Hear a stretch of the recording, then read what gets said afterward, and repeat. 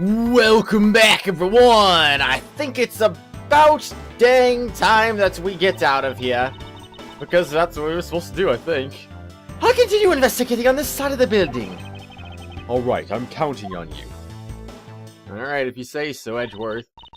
Welcome back, Mr. Edgeworth. Now come on, let's get back to our investigation. Yes, let's. Okie dokie, if you say so. No, I'm just kidding. I'm just kidding, Kay. I'm getting out of here now. I see you're back. Well, let's continue with the investigation, shall we? Yes, let's. I mean, I can't go up there anyway, so, you know, it doesn't matter. I don't know. It's kind of weird they just even let you do that. It's like, okay, I'm back. I'm not back. Never mind, I'm back again. Hello there. What's up? How you doing? I don't know what I'm doing right now. I'm just going to go over to this side now. That's where I'm apparently supposed to go, I guess. So here we go. What is waiting for us here? March 14th, 10:37 p.m. Babylonie's Embassy Secretariat's office. This room is still the same as it was before. To think, after all the running around, we're right back where we started. It would appear that way. Hi, Mr. Edgeworth. You found Manny's killer yet? I'm terribly sorry, Ambassador Poleno, but I have yet to find his killer. And I guess his murder really was the work of the Yatagarasu. Let's get one thing straight. It was the work of the fake Yatagarasu. The real Yatagarasu is a noble vigilante who is only out to steal the truth. Miss Faraday, please don't make such a sad face. If there is anything I can do for you, all you have to do is ask, alright? Mr. Poleno! Actually, there is one thing you can do. Will you allow us to take another look around? We didn't have enough time to conduct a thorough investigation earlier. Oh, sure. Please feel free to investigate to your heart's content. Also, there are a few questions I'd like to ask you personally, Ambassador. If it will bring a smile back to Miss Faraday's face, then I'll gladly answer anything. Thank you, Mr. Poleno. You're a total gentleman. You don't have to waste such nice words on me, little miss. Hey, Sir Poleno. Those two sure got chummy awfully quickly. You know, it's easy to say you're going to investigate, but where should we begin? We should probably start by comparing the state of this room before and after the fire.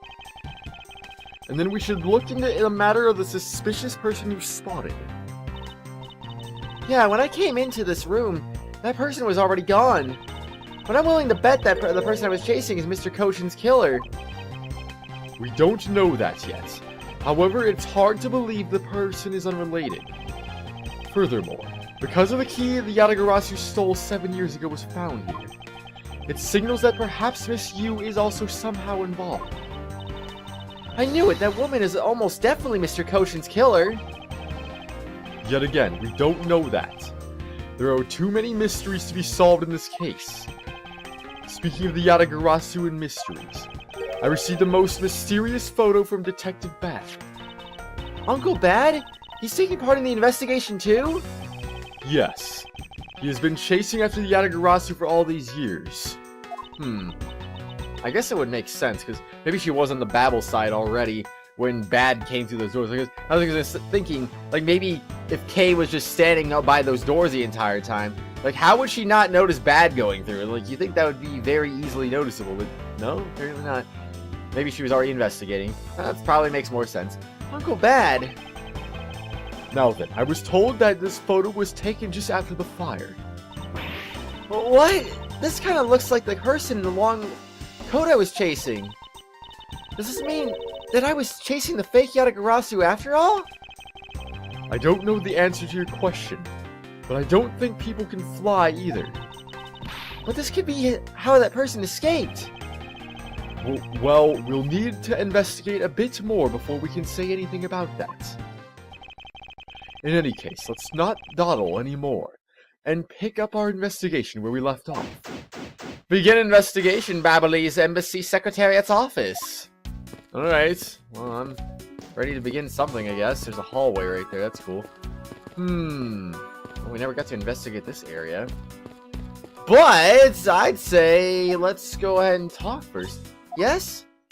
What do you have to say about this? I've only got one thing to say to this. The real Yatagarasu can't fly through the air. ... Well, I guess that's good to know. Hey, you know anything about this fountain that you couldn't see because you were in a different area before and stuff and whatnot, and also I already presented that, but oh well. I don't care. I'm just gonna present it twice because I didn't realize it's The investigation. I forgot, I should say. I mean, I guess I did realize. I just kind of forgot. Oh well. Is there really any place left we haven't checked out yet in the Babalese embassy? Interpol was conducting its investigation when you were being held by Agent Sheena. Because of that, I was unable to examine the fireplace and the Secretariat's desk. True, and since he's here, we should talk with Ambassador Poleno some more too. He looks so sad and lonely since Mr. Coachen died. Yes, he does. And you are correct. I have a few issues I still need to discuss with him. We should make the best of this opportunity. So we can talk to him too, you say, huh? Now then, Ambassador, I'd like to ask you about your movements before the fire broke out. Before the fire? Which fire are you talking about? Which one? There was more than one tonight? Huh? Oh, I see. I guess you didn't hear about it. We had 2 fires here at the Babalese embassy tonight. What a bother all of that was. Wait, but the only fire we know about is the one after the Jam and Ninja show. Ah, well, the first occurred at the start of the Jam and Ninja show. Luckily, only the 4th and 5th floor of our embassy caught on fire. Luckily. I mean, yeah, it's like, yeah, okay, whatever. And not wanting to cause a panic among the theater goers, we decided to keep it internal. And the fire after the Jam and Ninja show was the second one. Oh, bleh! Then the fire after the Jam and Ninja show was the second one of the night? Exactly. So the fire I witnessed was the second one. Come to think of it, didn't Detective Bad make reference to the first fire? Did he? When was this photo taken? Apparently, right after the fire, on the 4th and 5th floors were put out. I suppose this means that the photo was taken just after the first fire was put out. Photo to Yatagarasu, data updated in my organizer. So then what was the extent of the damage in the second fire? What does it say now? Photo taken after the first fire on the 4th and 5th floors had been taken place? That's cool. I guess now that we know that is a thing, now we don't have to worry about that anymore. The second fire was contained to this floor, the 3rd floor. I think it was leftover embers from the fire on the floors above that caused it. That's... how should I put this? A very bad stroke of luck. My office on the 5th floor, Manny's office here. And Manny's himself. All gone in the blink of an eye. Files in Babel, data jotted down in my organizer, type information, received from Ambassador Calais Poleno, whatever, I don't know, man, this name is so weird still, I don't get it. I feel so sorry for you, Mr. Poleno. That's why I just call him Mr. Poleno, because I don't know how to pronounce it. Let me look at his name in more detail here. Let's see. Colias. Yeah, I guess it's Colias. I don't know. What the heck am I talking about? Oops, look at me going on and on. And then what was it you wanted to ask again? We were discussing what your actions and whereabouts for today were. And if you happen to know what Mr. Coachen's actions and whereabouts were as well. Yes, very well, let's see. I've been quite busy all day from morning until now. First I woke up. Oh, excuse me. And speaking of waking up, I did wake up about 50 minutes ago as of the time of recording this. So there you go. And then I brushed my teeth. After that, I had a roll for breakfast. I had a bowl of cereal, and I did not brush my teeth. I don't normally brush my teeth right after waking up. I probably should do that more often. I usually brush my teeth at night, and that's about it, but... They always say you should brush your teeth twice a day, but I usually only do it once, so... maybe that's not a good thing. Oh well. Some people have different habits when it comes to their dental hygiene, so, you know... it is what it is. Fascinating. How about if you just skip to the relevant parts for me? Oh, you're like a condensed you like a condensed version. Alright, I can do that for you. Well then, in that case, if that's what you want to do, then I will worry about that a little bit later. What I want to see now is I want to see his grandfather clock. A grandfather clock. This one resembles the one in Alabas. Oh, that clock has been with us ever since back when we were Sokudopia. That is one big clock. Hey, does this one have a bird that pops out like a cuckoo clock? Haha, I'm sorry, but no. Oh, but I'm sure you'll love its chime. Really? It's going to be 11 soon, so maybe I'll get to hear it then. Is it that time already? Time sure flies by when I'm involved in an investigation. Well, it's not that late. The night's only just begun. Okay, it's not good for you to stay up late, you know. Yes, Gramps. It looks like all of the souvenirs suffered some damage from the fire. I just don't believe it. Murder on top of arson? What a disgrace to the name of the Yatagarasu. The fake Yatagarasu is guilty of much more than just theft, it seems. I know, because if it were me, my first priority would have been to loot this bookshelf. You would steal ordinary souvenirs that you can buy virtually anywhere. You can't buy them anywhere. Each one is specific to a location and has its own value. And items that have memories attached to them are the most valuable of all. Well, could you really rob someone of their valuable memories just like that?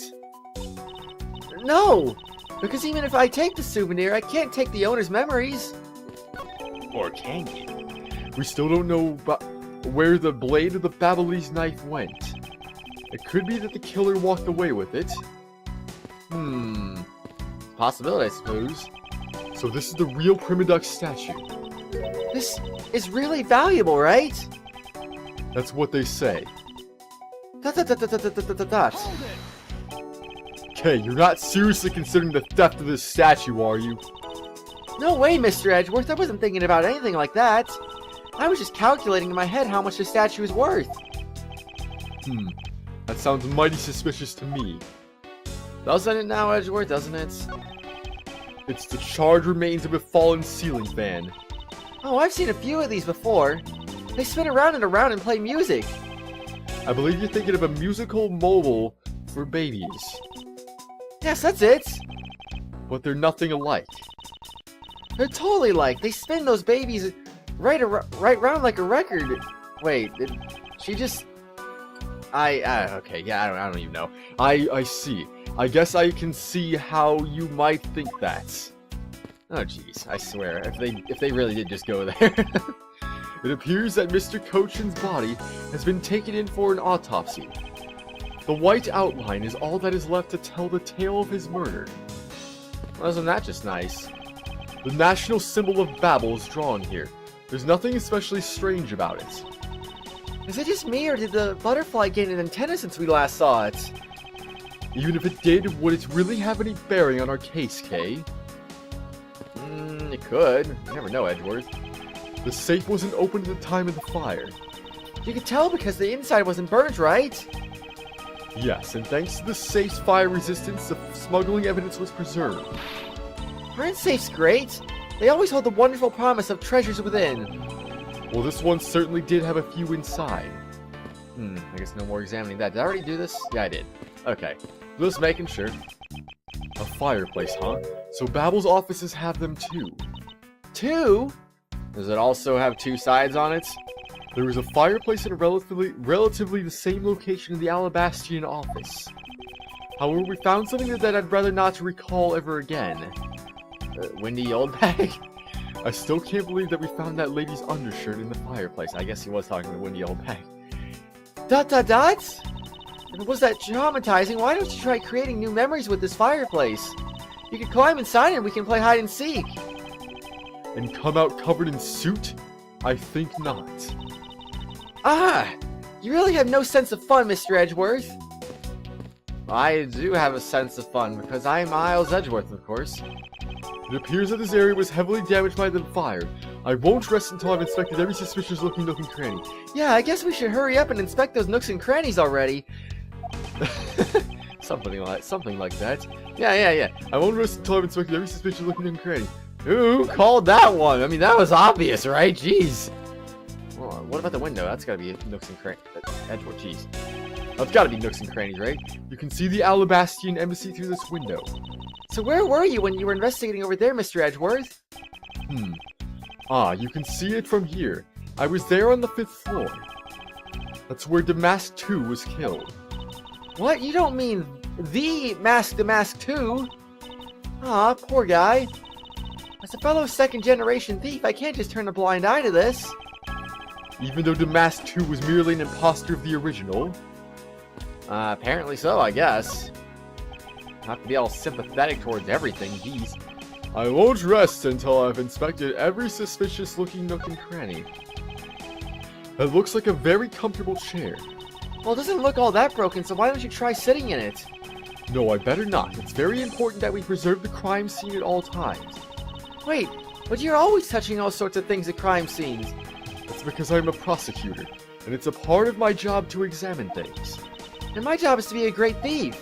Which is exactly why you are not allowed to touch anything. Wait a second, I have logic. What was it again? Oh, connected fireplace. Ah, I see. So I have to find something related to that now, do I? Okay, so let's see. We got this chair here. It would appear that this desk also fell victim to the fire. But it doesn't look too damaged. Oh, I think we can riffle through this drawer a bit. I suppose we really should take a look. Ooh. Ooh. Well, I think we're gonna take that right now, thank you very much. This is a rather unusual shape for a notepad. I suppose this must be another souvenir from somewhere. Oh, so the deuce came up, huh? It seems that the contents of this drawer survived the fire rather well. Now that's a sturdy desk. I guess that's the value of solid wood construction. Let's see if there's anything useful left in here, Mr. Edgeworth. Is there anything useful left in here besides that thing that we already saw before? Who knows? So I guess embassy phones are just like normal phones, huh? Well, what did you imagine them to look like? I thought the babbles would look like a flower and the receiver would be a butterfly. That way it looked like the butterfly receiver was sucking nectar from the flower base. If any country had a flower phone, it would be Alabast, don't you think? Oh, then maybe the phone I envisioned would have been from when they were Codopia? There's really no point in asking me about something that never existed in the first place. You know what you lack, Mr. Edgeworth? Curiosity and imagination. Well, he kind of has to have an imagination to pull off the crazy things that he pulls off.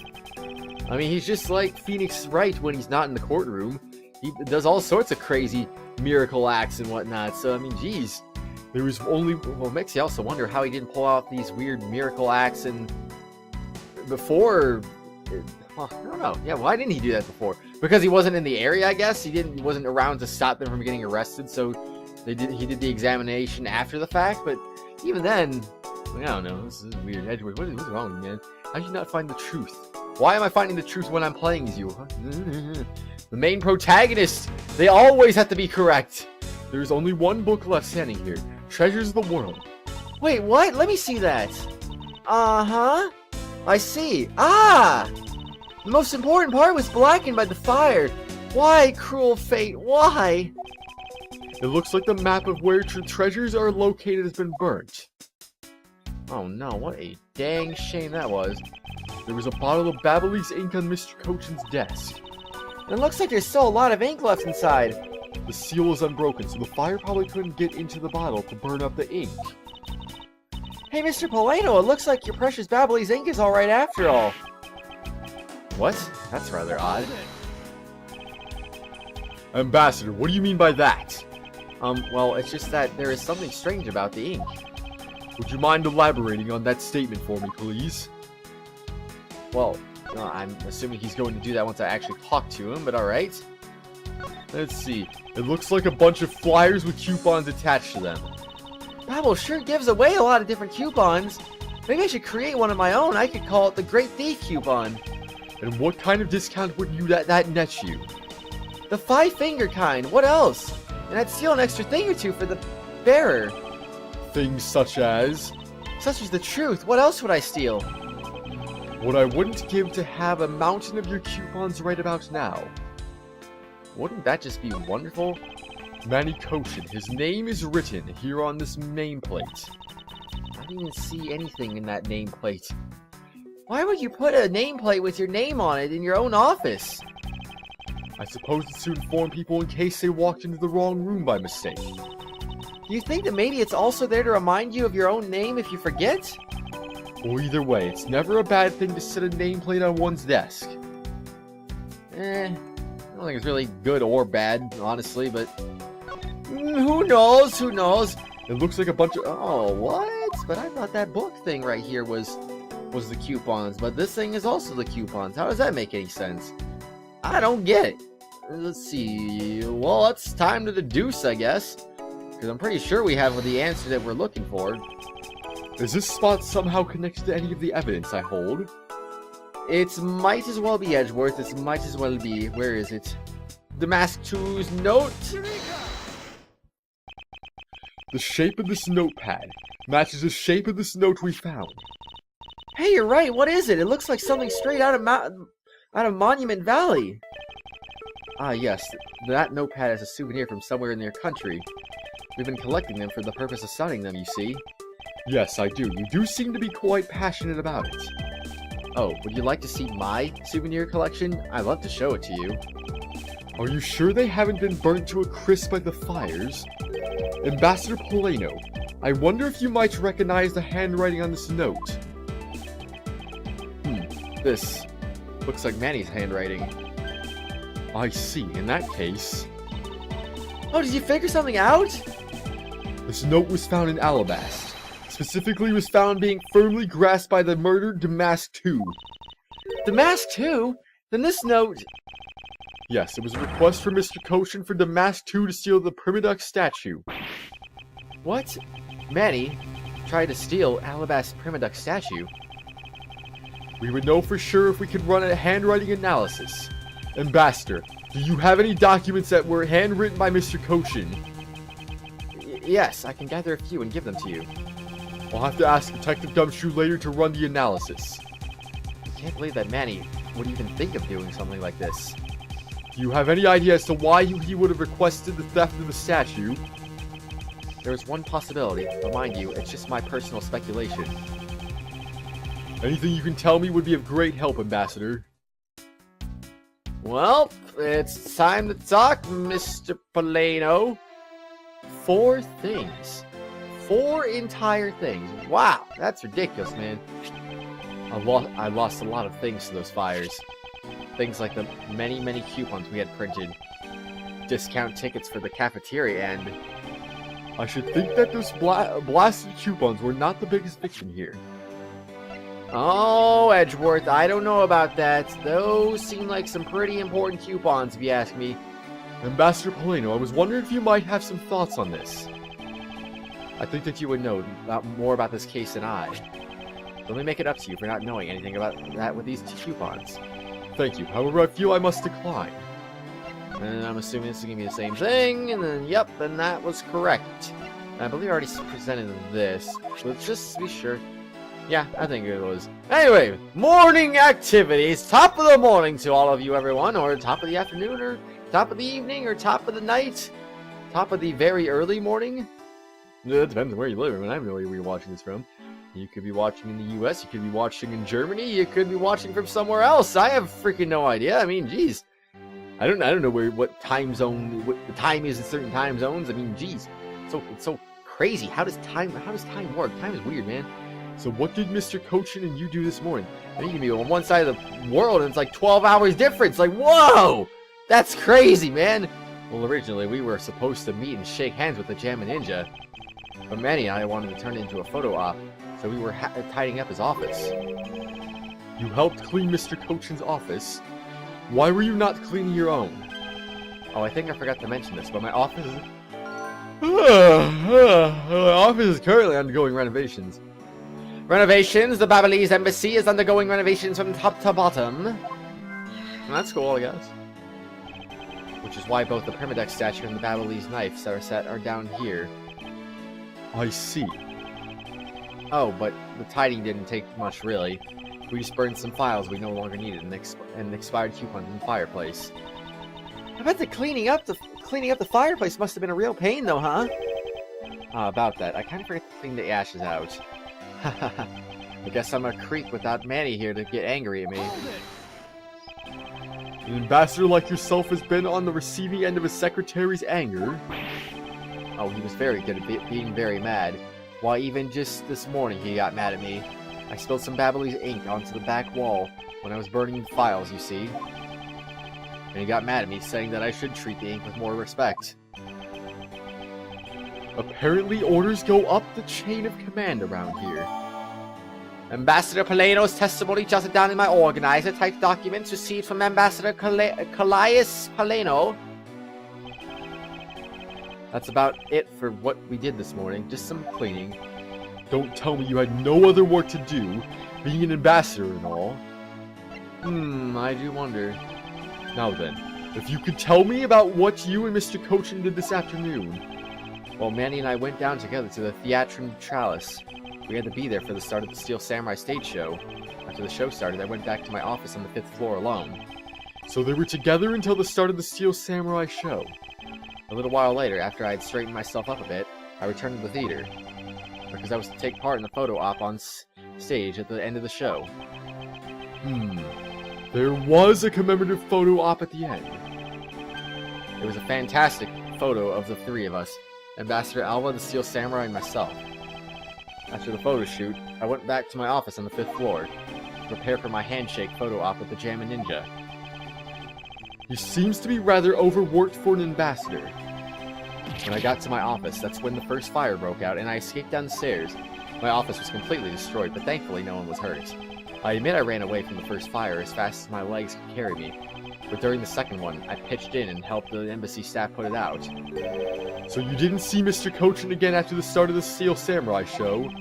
Yes, that's right. The next time I saw him, he was lying there, in an eternal sleep. I see. Ambassador Paleno, I thank you very much for your help. I'm sorry I couldn't be of more assistance, Mr. Edgeworth. If there's anything else, please don't hesitate to ask, alright? Mr. Coachen's ink! I wonder if you might tell me about what you noticed about Mr. Coachen's bottle of ink. I just thought of it right now, but during the second fire, Manny was worried about his office, so he came rushing back to it. I called out to him, and when I received no reply, I used my spare key to open the door. But when I did, I was greeted by a roaring green flames. The flames were so big that I was able to see into the room at all. Hold it! The fire was green? What was the cause? Oh, I wonder, Edgeworth. Perhaps it could have been the Babyliss ink?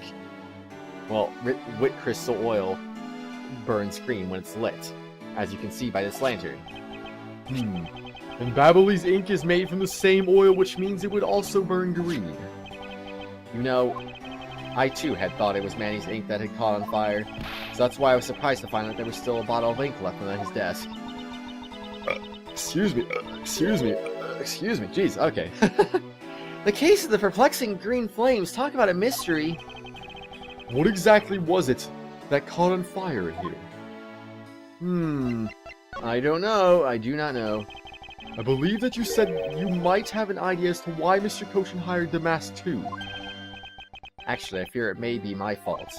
As I was telling you earlier, we were to determine which statue was the real one as a part of today's event. Because of the Yatagarasu and the fire here, that got cancelled, didn't it? I'm actually relieved the rest of the event has been cancelled. Where you see Babel's statue, well, it's just a replica! And did Mr. Coachen know that about Babel's prima duck statue? Of course he knew. That's why he was the only person I could consult with. We'd have to do something once our statue was revealed as a replica! As to be expected, I was very nervous today, as this would impact our country's authority. Yes, I understand. Well then, I told Manny my concerns. He said, let me handle it, it'll be alright. I'll find a way to make sure you're the ambassador of the reunited Credopia. At the time, I thought he was just trying to cheer me up. When I saw that note, I realized he was serious. Mr. Coachen conducted a lot of business behind your back. I assume he did all that to ensure that you are the next Credopian ambassador. But why was he trying so hard, I wonder? He was so much better at getting things done than I ever was or will be. I don't know the answer to why he was trying so hard yet. But I suspect he had an ulterior motive in mind beyond just simple kindness. Oh, here you are, Mr. Edgeworth! Didn't we have a fourth thing still, or did I already do that? I don't know what I did now. Detective Gumshoe, have you collected the information that I requested? Wait, when did he request it? Gumshoe never even came in here for it to be requested. Yep, got it right. All right here, sir. Here you go, Kay. Feel free to take a look. It's for you after all. What is all this, Scummy? It's all the information on this room that I got from the embassy and Interpol people. Now we know exactly how this room was before and after the fire. Oh, I see. That's what he meant, I guess. Good work, Detective. I was nothing, sir. I'm an expert at getting people to talk. Wow, you two remind me so much of my father and Uncle Bad. What do you mean? As prosecutor and detective, your dynamic is just like theirs back in the day. ... Dot. Well, don't you worry. I'm going to find my own wonderful partner someday. And when I do, I'm going to become a good Yatagarasu just like my father, right? Please don't ask me questions to which I have no answers to, Kay. However, I can say that it is truly a wonderful thing to find a partner you can trust. You bet. So what now, Mr. Edgeworth? Well, I'd like to ask you for a favor. And we're gonna find out what Mr. Edgeworth's favor is on the next exciting episode, of course. I mean, obviously, don't say you didn't see that one coming now. I'm sure you did. If you didn't, then what the heck? Have you not been paying attention this entire series when I'm doing these cliffhangers? It's always after it's almost always after 30 minutes, and it's like always in a place where like they ask a question. It's like, wow, what's going on? I have no idea. I'm confused now. Let's do this and let's do that because that's gonna be fun. I think, right? I think it would be. Anyway, on the next exciting episode, we're gonna be doing some favors. But whose favors? I don't know. I'm confused. See you later, everyone.